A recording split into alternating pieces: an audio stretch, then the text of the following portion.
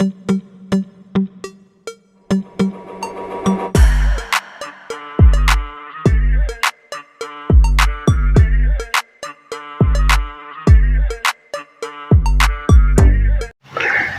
hypertension.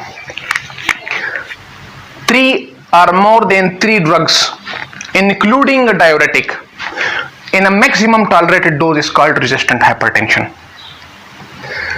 Well, most of the patient, if you see the blood pressure is not according to the target. Target is 140/90 in the absence of end organ damage. In the presence of end organ damage, 130/80.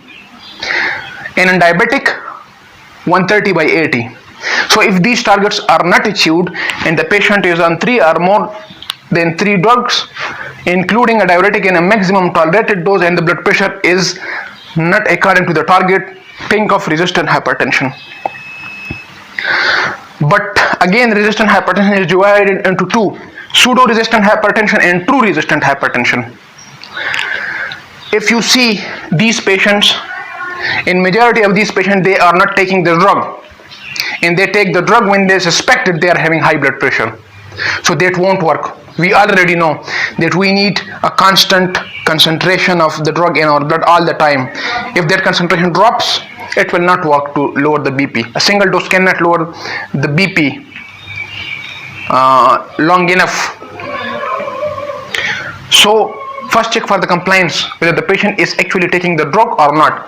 Second, check the dosage and the content, whether there are 3 drugs or not, dosage are correct or not. Then the third is reading outside the hospital. So you check the reading outside the hospital, whether the patient is having white coat hypertension or not. So you also exclude that. If all these 3 things are normal, this is true resistant hypertension. If all these 3 things are there, this is true resistant hypertension. But in most of the cases, it is pseudo-resistant hypertension. In 70 to 80%, in books it is written 70 to 80% it is pseudo-resistant hypertension. And the reason is poor compliance. So you must check the 3 things. If these are fulfilled, then this is true resistant hypertension. So what is the most common cause of true resistant hypertension? Obstructive sleep apnea on the top. Well, the obstructive sleep apnea, we know that there is a trend toward the obesity. All the people are getting obese due to the poor quality of life. So obesity is a risk factor for obstructive sleep apnea. And in the obstructive sleep apnea, a person is having hypoxia at night and CO2 retention. Both hypoxia and CO2 retention activate the sympathetic system. If that is activating sympathetic system, what it is causing? It is causing hyperaldosteronism, which causes salt and water retention. It causes vasospasm, increasing the peripheral resistance. It causes tachycardia, increasing the cardiac output. The second most common cause of true resistant hypertension is hyperthyroidism. We must look for the hyperthyroidism. If there may or may not be any symptom or signs in a patient, we must go for it in case of true resistant hypertension.